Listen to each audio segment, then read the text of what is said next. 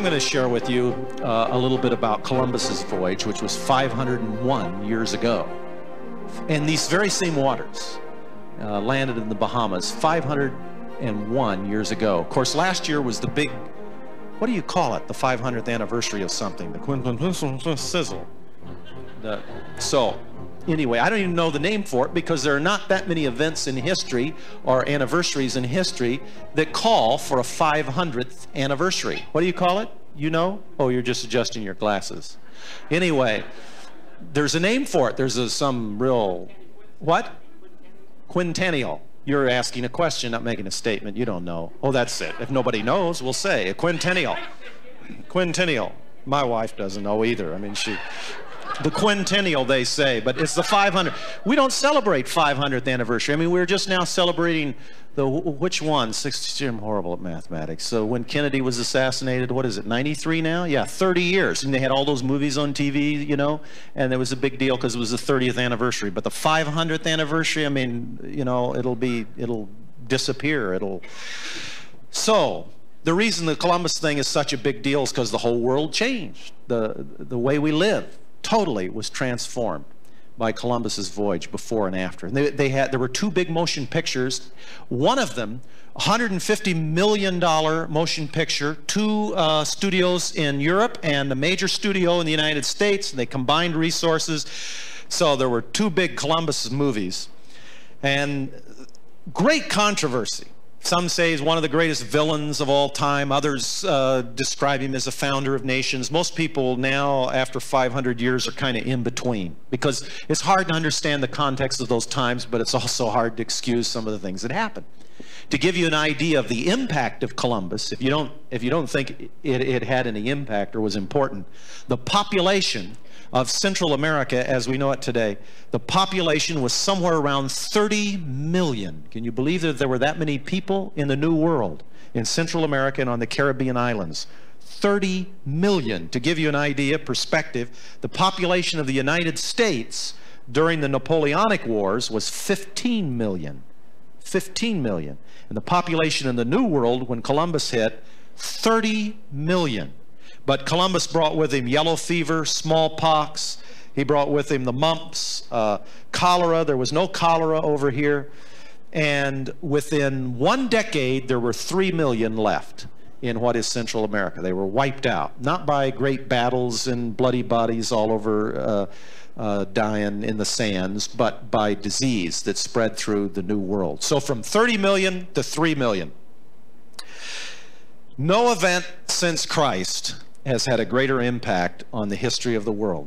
This is a quote from Newsweek magazine, and God knows they know everything. Imagine a giant spaceship descended on our planet tomorrow filled with 4-inch creatures of a color not yet imagined by man. That would perhaps be the equivalent to the encounter of the world's two hemispheres 500 years ago. Here, from the New World to the Old. This is what Columbus brought back to the Old World. Corn, potatoes, tomato, chili peppers, bell peppers, pineapple. There was no pineapple in the Old World.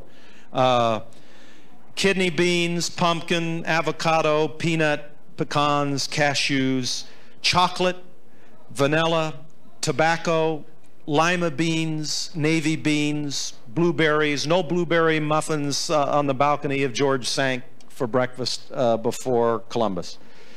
What captured the imagination of the common people were the colors and the sights and the sounds and the tastes that he brought back. Most of these great explorers and discoverers came back with gold for the king. Obviously, the king financed the whole thing. And what they brought back enriched the king. And if you believe in some expanded version of the trickle-down theory, it eventually had its impact maybe on the common folk. But within 10 years of Columbus's voyage, there were marigolds and dahlias and petunias and sunflowers and all of these plants that had never existed before, suddenly growing in the backyards of some peasant in Central Europe. There were colors that they had never seen before in plants. And so the common people of the Old World, Their lives were transformed and totally changed. Before the decade was finished, before 10 years after Columbus's voyage, wild rice started showing up in the stir-fry dishes in China. And you know, you all love Chinese food, and you go in and you eat Szechuan Chinese food. Well, the Szechuan Chinese food that we eat today, those spices were a mixture of spices that they had in China and spices that Columbus brought back from the New World to the Old World. The same with most Indian dishes. Of course, part of the motivation for Columbus's voyage were the spices, because the food was so bland, so horrible in the Old World. But the spices Columbus brought back were so totally unique that they even enriched the Orient and the East as well. So it was quite a voyage. It was a life-changing voyage. And if you get seasick on this trip, just keep in mind there's room for about 100 tennis courts on this ship. And when Columbus made his voyage, 3 ships, the biggest was the Santa Maria, was the size of a tennis court. And they weren't in the water 7 days, and they didn't get off like us. They were on board almost 3 months, a little less than 3 months, on a ship the size of a tennis court. So it was an extraordinary voyage. Here are 5 principles from Columbus's voyage that we can apply to our business today and to our lives today and still be able to play bingo on time. Number 1, his success came from doing something that had already been done before. No, Columbus didn't discover the New World. Thousands of years before, the Indians had crossed the Bering Strait.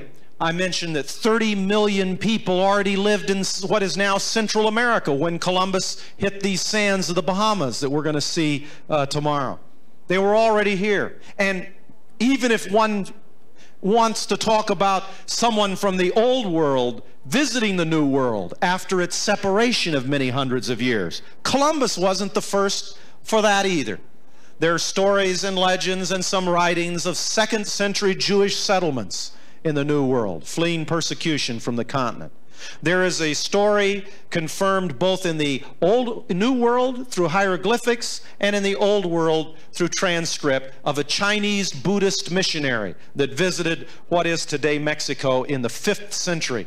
There was an Irish monk named Saint Brendan whose diary survived with tales of his trips across what is today Canada and parts of northern United States. And remember Leif Erikson. You were taught in school about Leif Erikson. To put that in perspective, it has been 500 years since Columbus's voyage.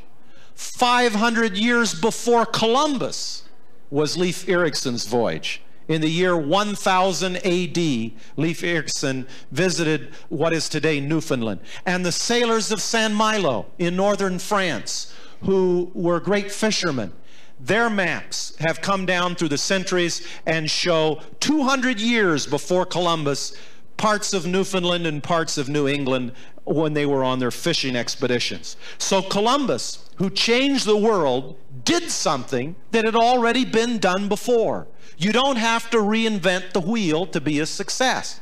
You just have to do something that's already been done better. In fact, most great successes are something that has already been done before better.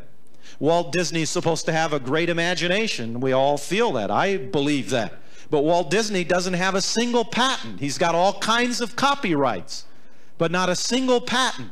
And in 1956, when he made his announcement for Disneyland and what it would be and when it would be, amusement parks were on the decline. They had already come and gone.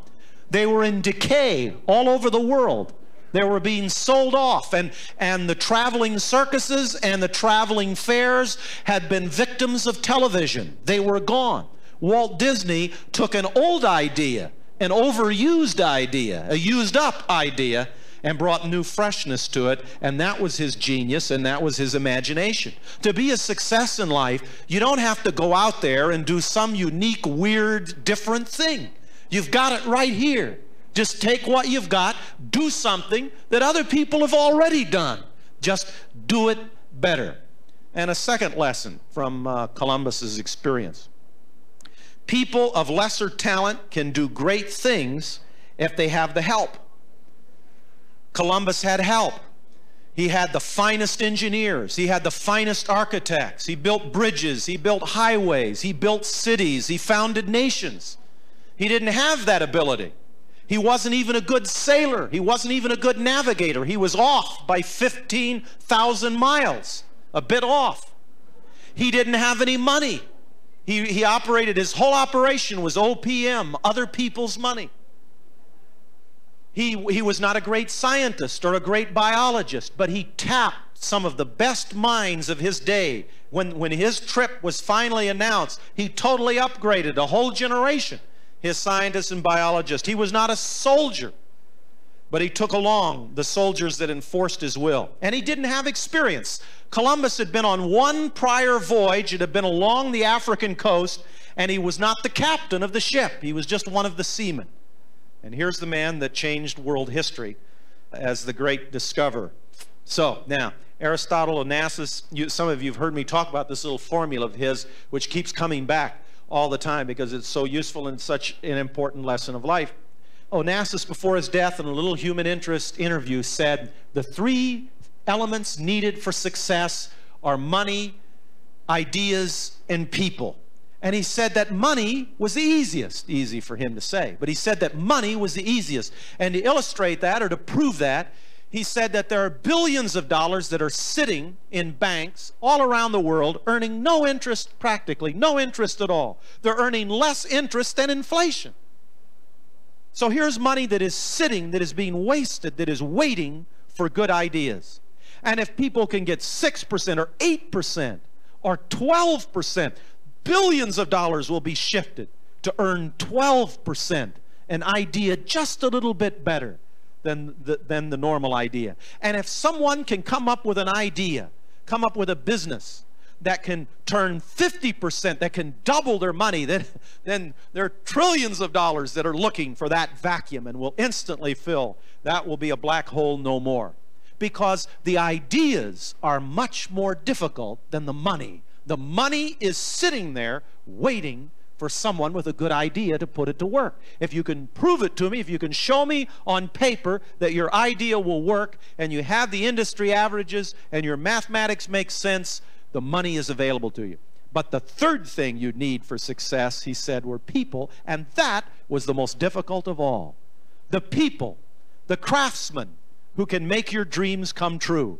Because you're limited by time. We're all limited by time. We're going to die. And we all have so much time left in our life. And if we have great dreams, they're only going to come true with the help of other people. You can't do anything really great by yourself. You can't. You know, when you fly into a city and you see those skyscrapers, and there are tens of thousands now of skyscrapers all over the world. Keep in mind, not more than a handful, less than you can count on two hands, less than 7 skyscrapers in the whole world are owned by single individuals. They aren't. It doesn't even make economic sense for an individual to own a skyscraper. Something that expensive, that complex, that involves that much politics, that much zoning board approval, that much city father approval, that much capital, something that complex would never have been done unless thousands of people didn't go together and work together. So now we've created cities filled with these skyscrapers that are owned by 30 people or 80 people or 700 people or 20,000 people may own a skyscraper, or 300,000 people. Many skyscrapers are owned by 300,000 people, stockholders in major corporations. If you want to do something really great, towering, you're going to have help. And Columbus is an example to us of someone who didn't know how to build bridges but built bridges, who didn't know how to build homes and he built cities, who didn't know how to navigate. His numbers were all off, but he crossed the ocean and discovered the new world, who was not a great scientist or biologist, but transformed science and biology for all time, who didn't have a dime, who didn't have any money, but raised the money to take on this incredible venture. He's an example to us of someone who was able to tap into the talents of other people. There is no weakness, there is no handicap, there is no fear that anyone in this room has right now. that someone somewhere else in the world right now has already conquered that fear, that handicap, or that weakness. Get him! Go get him for your venture, for your voyage. Go get him. And the third lesson is we are not limited by money, but rather by the poverty of our dreams. He had no money. So here's this great project, and that's the first thing that always comes to mind with whatever we're going to do. We don't have any capital. We don't have any money to speed this business up, to make it happen quicker. If I could put some more gas in the tank, or if I could hire somebody to help me, to go with me, if I could rent the room, if we could. He had no money, but he had a great dream. What fueled all of this? It was his dream. It was the dream and the threat that he was going to do it anyway. That's what fueled it, was envy. The threat that he was going to pull this off, and they better be along. They couldn't take the chance. He might do this. I can't take the chance. It doesn't look like he will. I don't think he will, but he might. And so they went with him on the voyage. Now, Columbus' first major coup was his appointment with the King of Portugal. And this was something that was in the making for almost 3 years. In fact, it involved his courtship. He was a pretty persistent guy and relatively ruthless. There's debate about his love life. But anyway, he had someone that he loved that happened to know someone who knew someone who was in the court of the King of Portugal, and he ended up getting an audience. He didn't end up marrying this girl anyway. But he did get an audience with the King of Portugal. Now, I worked in the White House, and I can tell you that there's just not much time in the day. There's, what, 150 nations or 150 heads of state that need to see the President of the United States. I'm the president of a country, and I need to see him because our country produces a lot of bauxite, and he better see me, or, you know. So there's 150. There's 500 CEOs of the Fortune 500. You know, there are 500 of those Fortune 500 companies. There's 500 CEOs that are all big shots. I'm important. I'm rich. I'm financed your campaign. I'll pull you down, you young whippersnapper. So there's 500 of those. That's 650. There's 50 governors. I'm the governor of the state, and I got to see the president. And they're major journalists. They're top 50, 100 journalists. You can't turn them down. I'm Tom Brokaw. You know, by the time you're done, you wouldn't believe it. You would not believe on a given day, if you could get a cross-section of the White House on a given day, you would not believe who was there on every single day. It was just unbelievable. They're famous people in the halls, and we're all running them, doing our thing. I had my department to run. Each had their department. Mine was public liaison, and one of the divisions under mine was, for example, celebrities. So we had to handle all of these people. We had to decide who the president would see and why, and make those recommendations. A lot of paperwork involved, and that paperwork meant someone could second guess us afterwards. So we had to make sure we were making good decisions. We had to have all the background on them, research. Were they on 60 Minutes recently? And are they crooks? Will they be crooks tomorrow? And you get blamed for that too, you know. And what should the president say? And what should he not say? And should it be in the Rose Garden? Should it be in the Oval Office? Should it be unbelievable stuff? I remember we had in a basketball team, and they were the national champions or something. So we had them in, and they set up a basketball and a little court. They laid it out in the Rose Garden, and the guy was going to come out. They were going to have the guy actually take a shot. Some guy made a shot in the last few seconds to win it, so we were going to recreate the moment. And if he missed it, we figured still good TV play. So we had this whole thing thought out. But the nightmare was that one of these guys would give the ball to the president. And knowing President Bush, he'd go out there and he'd try to make a shot. Then the press would say, like everything else, President missed. So we knew that, or like everything else, close, but not, or air ball again. So we knew that that would be the closing line for whatever, how's the president going to make it, you know? So he's going to be in street shoes, he's going to be wearing a suit, he's going to step off a platform. So we counseled each one of these basketball players. We said, do not give the ball to the president. If the president asks for the ball, do not give the president the ball. You just hold on to the ball, nod and smile, but do not give him the ball. You understand that? Oh, yes, sir, yes, sir. Do not give him the ball. I understand it. You got that? Yes. Under no circumstance. So, and then we had them set up so they'd be over here so they wouldn't be tempted to give him the ball. We wouldn't give them the ball till they came down off the stand. And then we have these pieces of tape like this, see? This says number 4. I don't know what that's for, some dance or something. You come to one of the shows and you watch whoever's here is number 4. So we had this whole thing figured out. There was not going to be an embarrassing moment, and sure, we got out there. The president said, "Let me have that ball." We were going, "No, no, no." And sure enough, the guy tosses it all the way over. The president catches it. He shoots the ball. We're thinking, "Oh." I didn't get fired that day. But well-intentioned, but not in. But it went in. It was amazing.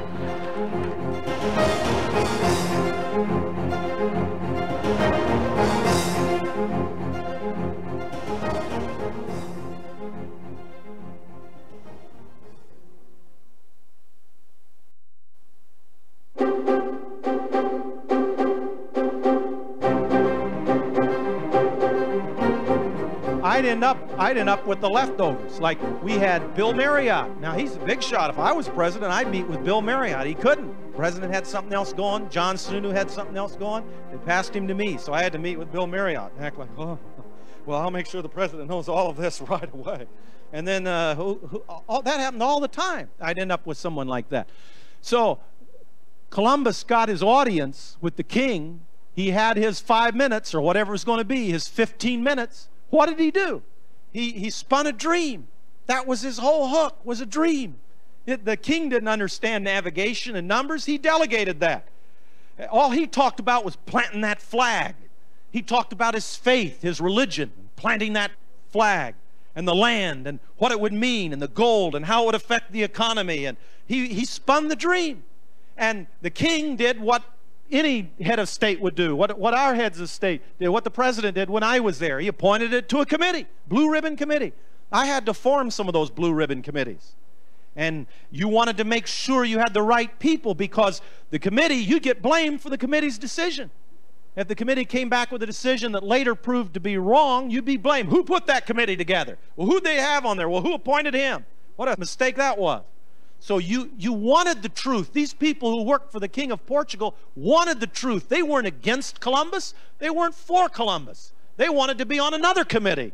So they wanted to make sure that this committee's decision was the right one. So they took the facts, they looked at it, they said, "This guy's nuts. He's off, thousands of miles off." And they rejected it. He went to the Prince of Genoa. He went to the Prince of Florence. He went to the Prince of Venice. Incidentally, Columbus was not born in Genoa. And you know, when I was in school, it's true or false. Columbus was born in Genoa. If you missed that, they should write everybody and offer you an apology, because they made you memorize it, that he was born in Genoa. He wasn't born in Genoa. I don't know where he was born, but I just found out he wasn't born in Genoa. I can't remember where he was born. So that was a big deal. So Columbus finally got to Ferdinand and Isabella, and he got a hook in Isabella. She liked the dream. She wanted it to be true. But she'd sit down, she'd figure, diamonds don't make that much money. And she'd say, "That can't be." Well, then how? They must be getting an awful bonus. Well, then how they buy that catalog? Well, I don't know. I mean, maybe this bonus is bigger. She was trying. She wanted to believe. And they assigned it to a committee. And the committee looked it over, and they researched it, and they came back with their recommendation, and they said, "No, the guy's nuts. He's way off. There's nothing there. Where he's going, there's nothing there." And Columbus, 2 years later, came back and got another hook. Columbus convinced Isabella that one of the members of the commission had it in for him. I can tell you, I mean, I don't know. I wasn't there back then. It's possible. I mean, that's very possible. But I doubt it. I doubt it. They just did their job right. Columbus was wrong. The next commission, brand new commission, they put them together. And it's a mix. We would do this. We'd get a mayor of a city. We'd get a chief of police, maybe. It depended on what it was. If it was a drug task force, you know, we get someone from the private sector and the public sector, someone in treatment, someone in interdiction. We'd get a mix. So they got another committee together. They studied, brand new group of people. None of these are biased. They come to the same conclusion. Columbus is wrong. He's way off. But Columbus finally prevailed anyway. And all he had, no collateral, all he had was a dream. And Ferdinand and Isabella got a piece of that dream. You'll get 3%. I'll give you 3% of everything I make. And that'll do it. 4, Great power is unleashed when we make a decision. And this is a fourth lesson to learn from Columbus's voyage and his experience. Great power is unleashed when we make a decision. There is energy, there are resources, there are people who will come to you, who will help you, who right now are sitting at home watching television, who will go to work for you as soon as you make the decision and say you're going to go for it.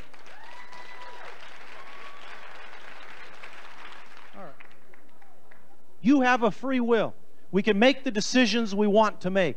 Columbus had no authority to do what he did. No one appointed him. With no money, with no great navigational skills or experience as a seaman, with no great scientific skills, Columbus galvanized all of these resources because he said, he made the decision, I'm going for it. Who are you? I'll tell you who I am. I'm meeting with the King of Portugal on March the 17th. Are you coming with me or not? You going to sign on or not? When I walk in there, I'm going to present the list of navigators that are going. I'm going to present the list of voluntary soldiers and mercenaries who are on board this trip. I'm going to present them a list of the scientists and biologists who will commit their time for this expedition. And if you're not with me now, when I go in there, you're not getting on if I leave there with the King's approval. Now, he didn't get the King's approval. And he had to go to Genoa, and he didn't get the King's approval there. And he had to go to Florence, and he spent years knocking around Europe trying to find somebody who'd believe in his dream. But eventually he put together a team of people, very fine people, who had the skills to do the job, because they were afraid. They were afraid he'd pull it off. They couldn't take that chance. They knew he wasn't talented. But he said, I'm going. I'm going. And they were afraid he'd go. And he'd leave them. He'd go without them. And finally they signed on. Well, you can use my name. You can use my name. When you meet with Ferdinand and Isabella, put my name on there and list me. You can use my name. Because maybe this guy will go. You got to make a decision. And when you make a decision, you are going to unleash power that you don't see right now, that you don't feel right now. And finally,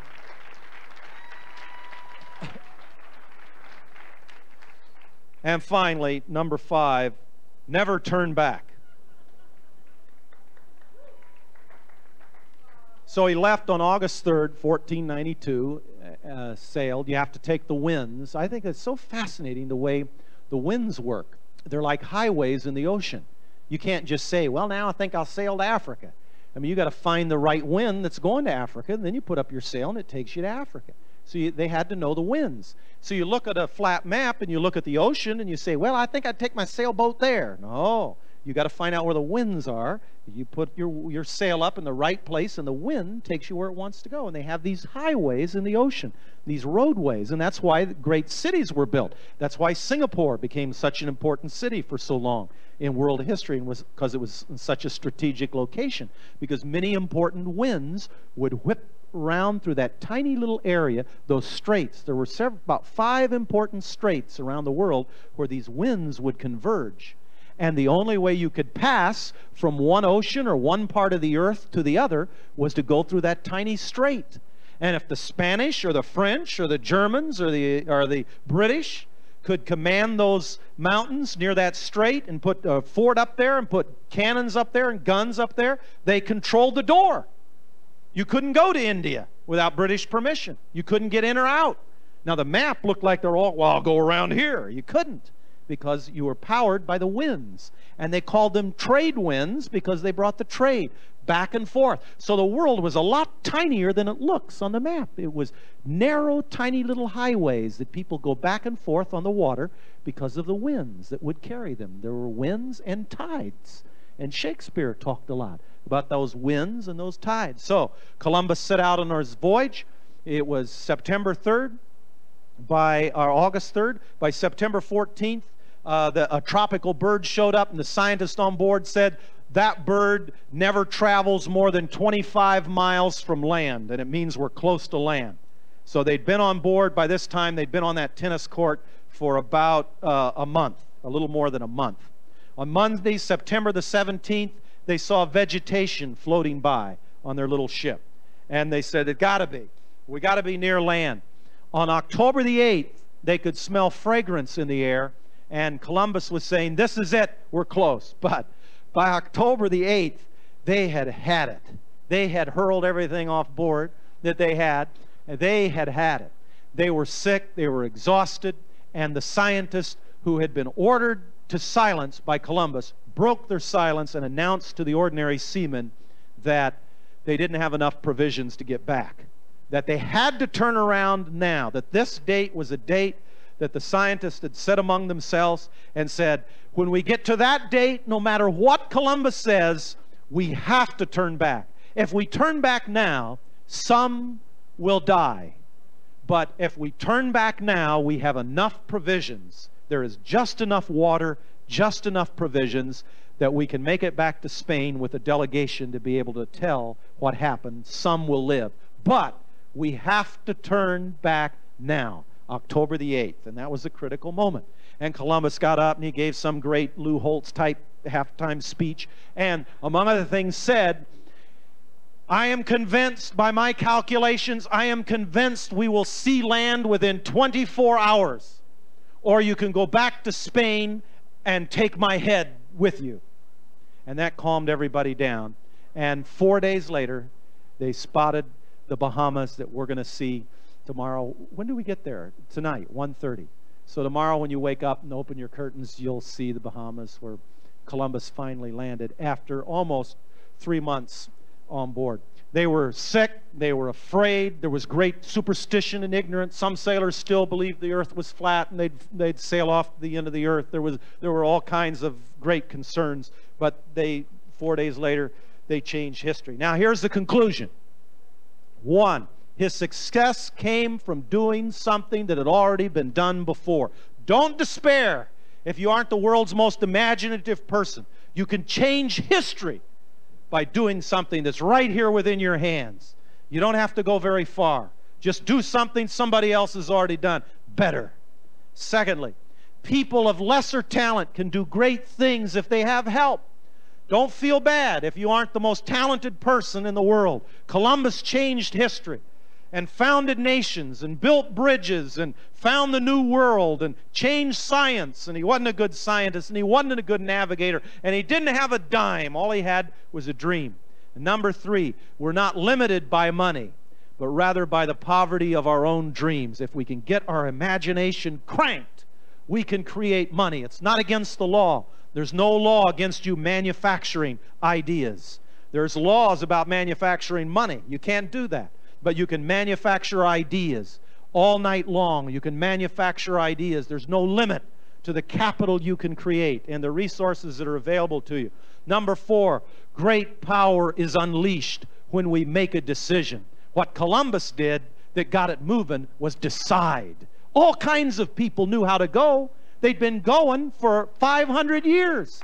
In fact, the maps existed. The sailors in San Milo who went back and forth to get fish, the maps existed. And people brighter than Columbus, richer than Columbus, more qualified than Columbus, sat around talking about it. He said, I'm going. I'm going in March, or I'm going in June. I've got an appointment next Thursday with the king. I need your help. Columbus said, I'm going. Make the decision. And number 5, never turn back. Commit. Make the decision you're going to go. Go for it. Who knows what will happen? Serendipity, you know, all kinds of good things come from that. Nobody gave us permission to do great things. Nobody gave Columbus permission. Nobody authorized Columbus. Isn't that amazing? Even in a world as structured as his, in a world of monarchy, in a world of totalitarian rule, in a world that was almost superstitious about its religion, no priest, no cardinal, no pope authorized Columbus. There was no authorization from the church.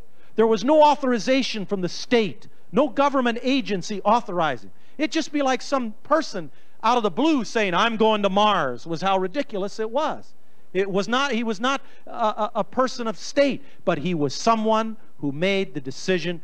Some of us decide to watch television. Some people decide greatness. It's where God gave us a free will. We can decide what we want. Remember these trade winds I talked about? And These winds that blow, these winds that blow, this is what Shakespeare said, great line from Shakespeare. There is a tide in the course of human events, that which when taken leads on to fortune. And there are tides and there are winds that come at various times in our life. And here we are in a critical moment where the tide is shifting, is changing. Here is a wind that's blowing. We call that an opportunity. Napoleon said, ability means nothing without opportunity.